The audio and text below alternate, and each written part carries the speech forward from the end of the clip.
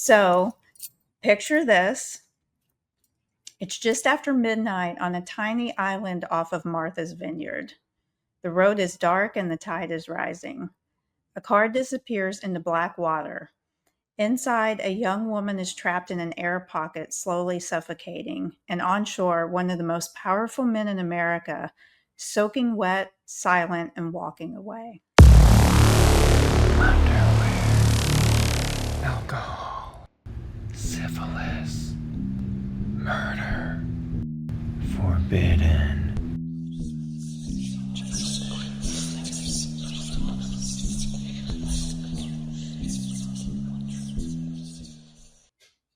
Oh, intrigue. Intrigue. Yes. Yes. You still don't know what this is, do you? No. Okay, I'm so excited then. Oh, I almost forgot to intro us because you did that, and then we're recording again. Here we Yeah, are. yeah. Now it's my turn.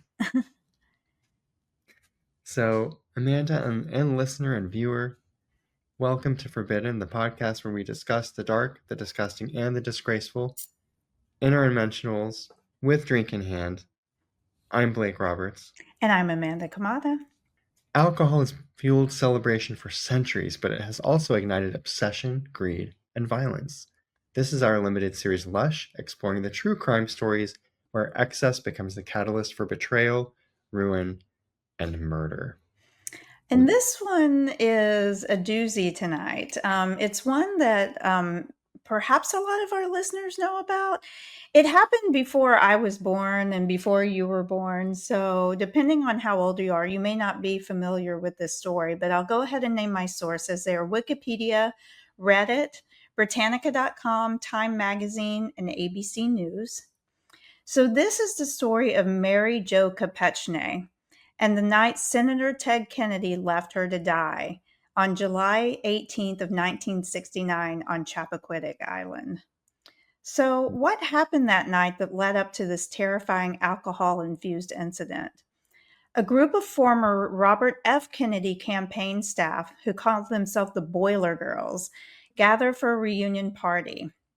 It was supposed to be nostalgic, emotional, and healing as RFK had been assassinated just a year earlier. And these are people who had worked on their campaigns, or his campaign, excuse me. There's heavy drinking, laughter, political war stories, and grief. And there is Senator Ted Kennedy. At this time, the last Kennedy brother standing, as both of his brothers had previously been assassinated. And among the guests is 28-year-old Mary Jo Kopechne. She's smart, ambitious, and loved by everyone who knew her. She was a political campaign strategist and secretary, known for being a member of Robert F. Kennedy's 1968 presidential campaign team. Mary Jo Kopechne was born in Wilkes-Barre, Pennsylvania, into a working-class Catholic family, of course. She was intelligent, ambitious, politically savvy, and highly respected by colleagues. After graduating college at Cabrini College, Pennsylvania, never heard of that before, but must be a private college, she moved to Washington, D.C., where she became involved in Democratic politics during one of the most turbulent eras of American history and had a bright future ahead of her. Let's go back to that evening, though. By 11:30 p.m. that evening, now, I mean, you can kind of picture this, a large group of people congregating, sharing old stories, that sort of thing, with a lot of drinking. By 11:30 p.m. that evening, the party is winding down. Senator Ted Kennedy offers Mary Jo a ride. Keep in mind right now that this is a married man, okay? Now, Yes. because this happened in 1969, and I believe he was married to his wife in like 1958 or something like that. So this is a married senator offering a young girl a ride. Not to say maybe he was just being nice, but his name is Kennedy, so my guess is probably not. There are probably some other shenanigans going on there. Yes, I would assume. Some philandering, A little perhaps. philandering. They are sort of known for that family. Hmm. So what happened next? According to Kennedy, he said he was driving her back to the ferry, driving a 1967 Oldsmobile Delmont 88. He attempted to cross the Dyke Bridge, a wooden bridge which had no lighting, no shoulder, and did not have a guardrail or any other safety barriers. What? He lost control of the car and crashed in the Pucha Pond Inlet, a tidal channel. The car drove straight off the edge. It hit the water, flipped upside down, and sank. Kennedy escapes. He later says, quote, "I made a desperate struggle to save Mary Jo," saying that he went underwater around 7 times trying to find her. But there were no rescue attempts logged, no calls for help, no emergency response. Instead, he swam to shore, walked back to his hotel, and went to bed. All of this time, and for hours, Mary Jo was still alive in the car. Oh my God. Forensic experts later testified that she was not killed by the impact. She survived inside an air pocket, and she likely drowned slowly. She may have waited in the dark in the cold water alone for hours for help that never came. Now, keep in mind this was 1969 and sort of in the middle of nowhere. So, and there were no cell phones and all of these things that we have today. Right. But he left her there and went back to his hotel and went to And bed went and to bed. called nobody. Right.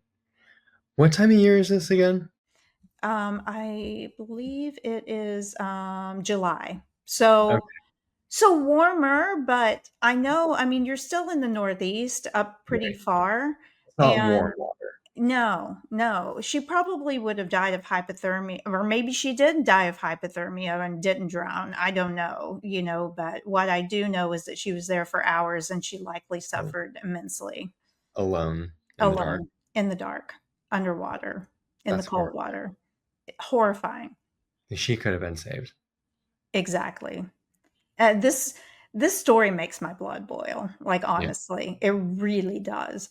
So, who discovered her? At 8:30 a.m. the next day, a fisherman sees something in the water, a car.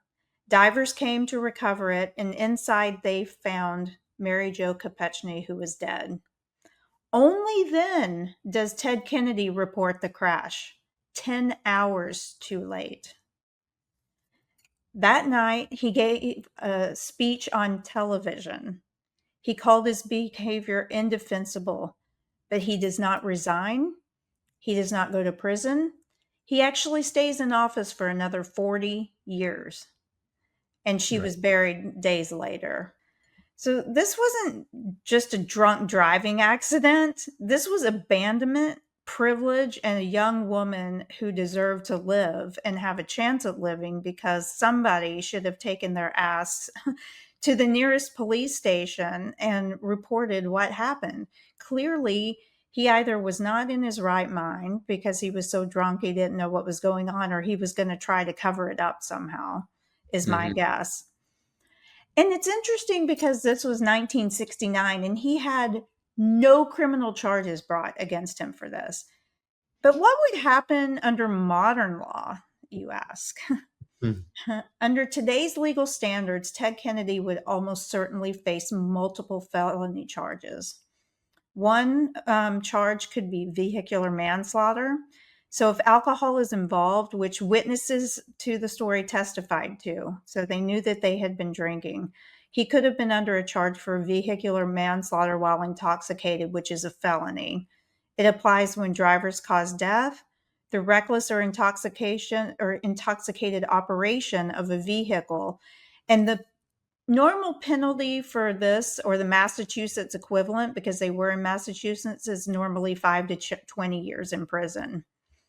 He also could have been charged with negligent homicide, even without intoxication. So take the alcohol consideration out. He still could have been charged with negligent homicide because that applies when the driver causes death through recklessness or negligence.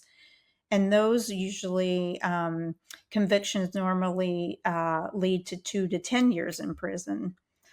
A third that could have been laid upon him was leaving the scene of a fatal accident. This alone today is a major felony.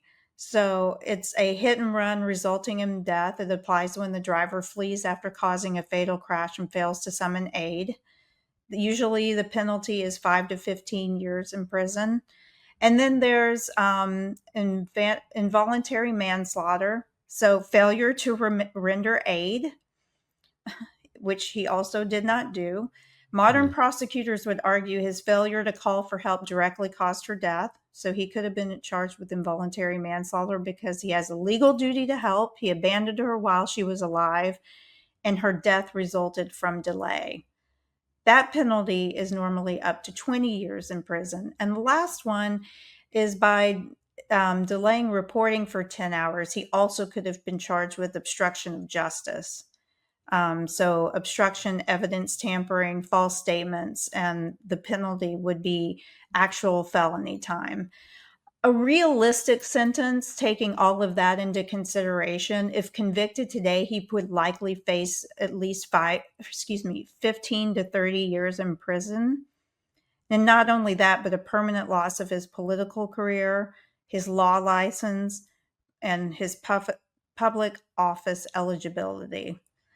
The truth and injustice is all in all of this is despite her death, her family was discouraged from speaking publicly, and that was more than likely by the government and his family. of course, yeah. The Kennedy family quietly paid them legal settlements that were never discussed publicly. The case was politically managed, and Kennedy faced only, in the grand scheme of things, a minor charge. Mary Jo's name became secondary to Ted Kennedy's reputation. She became known as, quote, the girl in the car instead of a young woman with a future. She didn't die because of a bridge. She died because a powerful man chose himself over her life.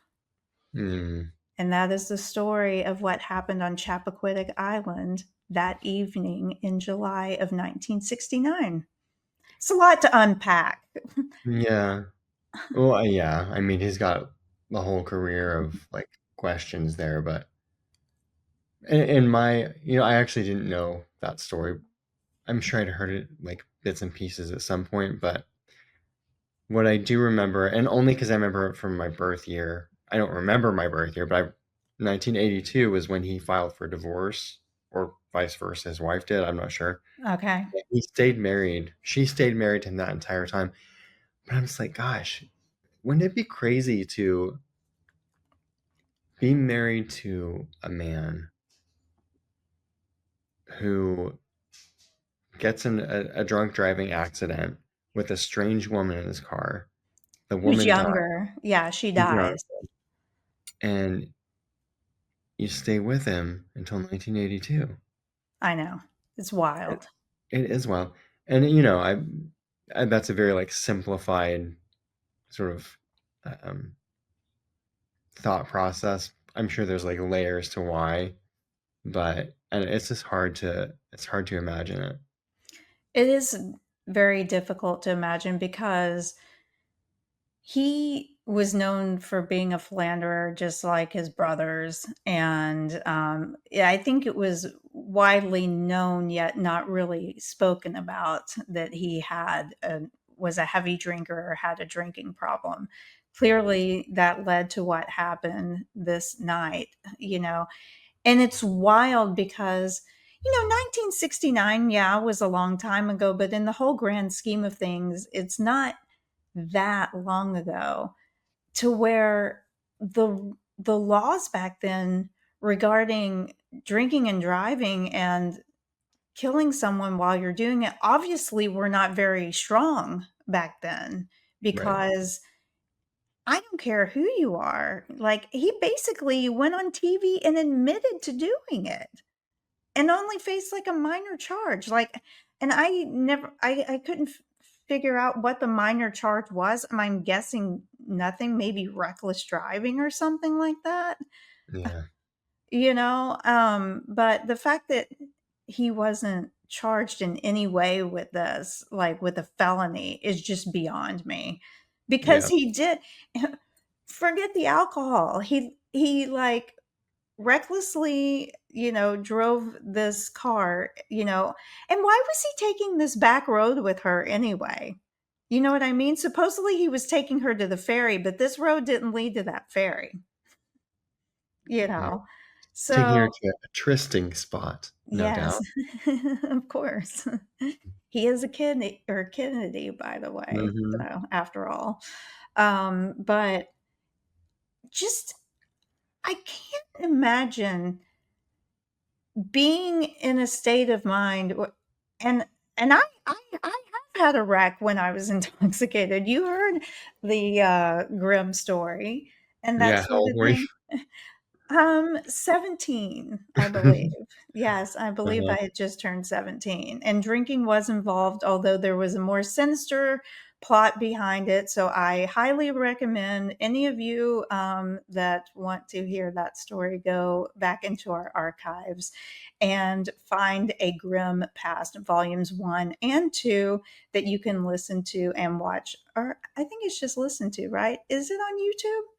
I don't I think don't so. know. That might have been I think that was right before we went on YouTube. Yeah, I don't think it's on YouTube. Yeah, I which think is a we're sort of like shame. mid-roll of that year, yeah. Yeah, yeah, yeah. Um, But I just remember when it happened, like, being so freaked out and figuring out where Grim was, really quickly and stuff like that. The last thing I would think about would be to just leave, and right.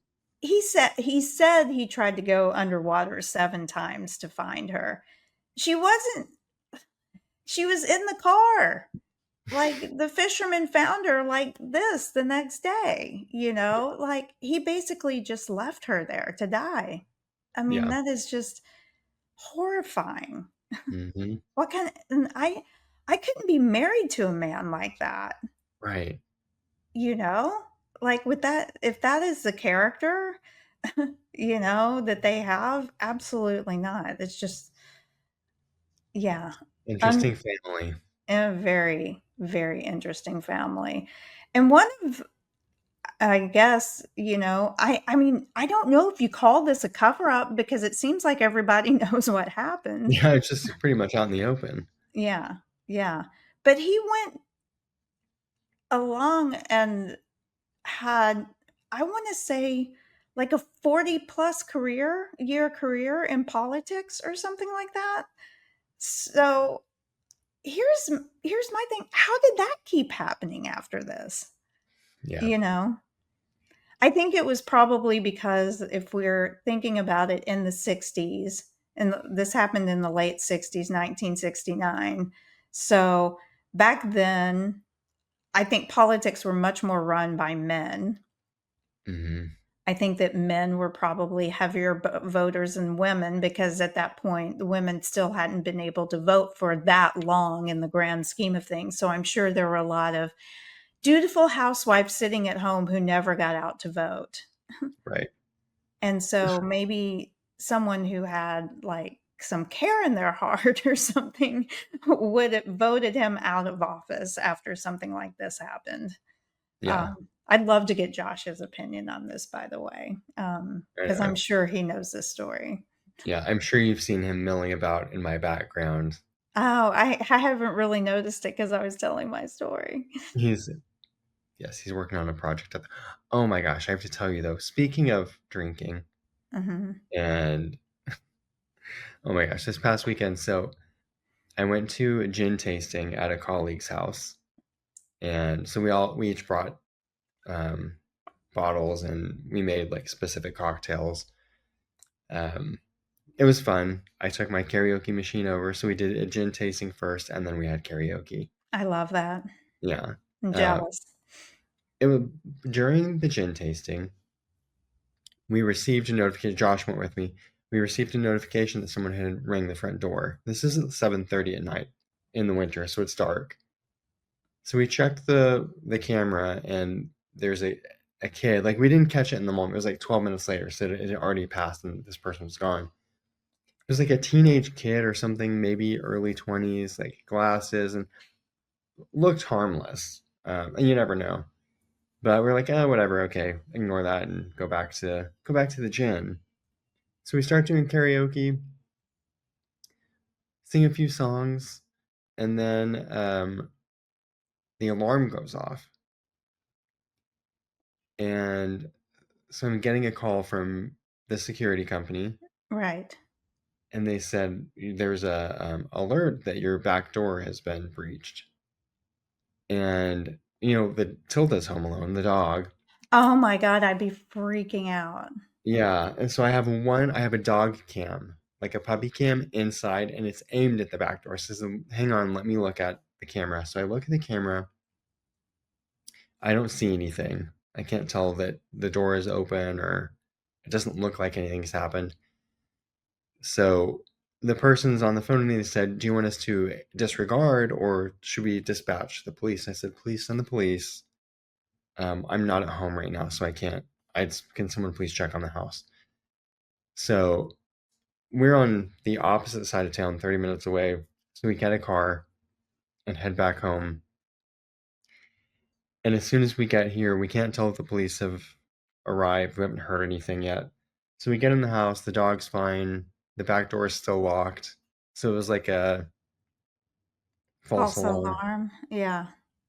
And the dog's fine. We take her out into the backyard and she's doing her business. And then I go back inside and I'm going to call the security company and let them know, if the police aren't here yet, tell them to disregard. So I'm on the phone calling, and you have to go through the automated, all that things like press one for this or whatever. Right. Well, the police pull up. I can see them through the curtains, like the lights. It's not like they don't. It's not like the emergency lights, but I Just can just see their the headlights. headlights that are, like they're stronger, I feel like, their Yeah, headlights. and then it's just like parked right in front of my Yeah, house. So and then I there's, thought, like, ambient lighting on some of the police cars too. yeah. Yeah. So I step into the front yard, and there's one officer, and he's walking up, and I said, "Hi, security company sent you." He said, "Yeah." He said, "What's your name?" So I tell him, I give him my driver's license. He said, "Okay, I'll put this in the report and let them know that it was a false alarm." So okay, thank you. And at that time, my phone is ringing, and it's Josh. He's still in the backyard with Tilda, and he said, "Hey, I need you to come back." And I said, "Well, I'm in the front with the police." He said, "I'm in the back with the police. You need to get back here right now." So I go into the backyard. They had scaled the fence. And we have it's like a concrete, like a block wall fence, you know? Yeah. They scaled the block wall with their flashlights, and they had their guns drawn on Josh and Tilda. Oh my god. Yeah, it was Oh, crazy. no. Was So, Josh, like, freaked out? I think I would've shit my pants. I yeah, don't I think know how else to say that. There's no eloquent way to say that. yeah, he was alarmed, Yeah, um, but they got them. I guess the guy from the front yard, radioed them and was like, "Hey, it's false alarm." yeah. So they checked the perimeter real quick just in case, like what actually did set it off. We don't know. Mhm. Uh, But yeah, then we came back in and we had to have another drink. Yeah, I would say so. Yeah, but that was my weekend. That's I actually have wild. video I don't have video from the backyard, but I have video from the puppy cam where you can see flashlights like inside the house. Yeah. It's pretty funny. Oh my gosh. Well, I'm glad that no one tried to break in. Like, has anyone ever tried to break into your place before? Before we moved in, there was a period of time after the previous owners left and before we moved to Arizona when the Mhm. house was sitting vacant, and someone had tried to like crowbar like the carport door open and they weren't successful. Yeah. Um, and They then I were told probably just you, trying to squat there or something. yeah. And then I told you the story the one time where we had someone go, I think we had someone go up into the attic and was staying in there overnight Oh, yeah. That's because crazy. then we have car, uh, what do you call it? Like attic access from the carport, Mhm. so you can access it. So Oh, if wow. you're listening to this and you're in my Yeah. neighborhood and you're looking Yeah. for a place to stay for His free, his address is Just kidding. Oh, well, that's wild. I'll have to ask Josh about that experience. I'm sure he'll, Mhm. be willing to tell me how he really felt to have the people on there. Sorry, Susan's calling me. I don't know if you could hear that. Um, so Blake, tell everyone where they can continue to listen to us and watch us. Well, exactly where you're doing those things right at this very moment. We are on YouTube, Apple, and Spotify. You can and should subscribe and follow, share with your friends, leave a comment below if you're on YouTube. Let us know, We love engagement.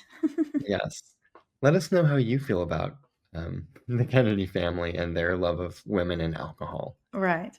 and not vaccinations. And then you can follow us on social media on Facebook and Instagram at The Forbidden Pod. And you can email us, send us nudes, send us story ideas, send us feedback to hello@theforbiddenpod.com. And if you have been around a few times, you've listened to a few episodes, and you want to get some of the early stuff that's not on YouTube, we have an archive over at theforbiddenpod.com where you can listen to those early episodes. Did I cover it all? You did. Excellent. You certainly did. All right. Well, thank you so much for listening to my story this evening. I'm glad I was able to inform you about that story. I had just always heard of like Chappaquiddick Island. I was like, I don't know what this is about. I know it's not good. It's almost like when we did the whole whitewater thing. Mm-hmm. Or was it whitewater? Yes. The No. Whitewater scandal, yeah. Was it the Whitewater scandal? Okay.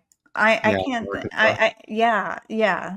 It was kind of one of those things where it's like I'd always heard about it, but I didn't really know what happened until I did the story.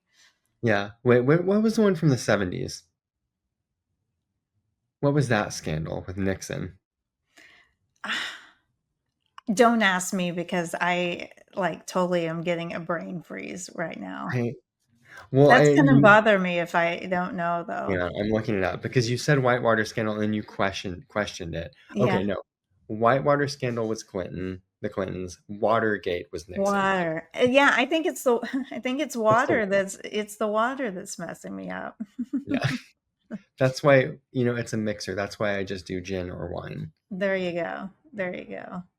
Well, thank you for sharing that story. It was pretty much new to me. Yes. So Yes. I learned And something new. New yes. something old.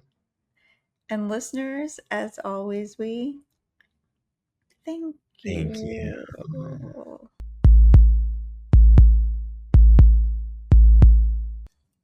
Cheers. Cheers.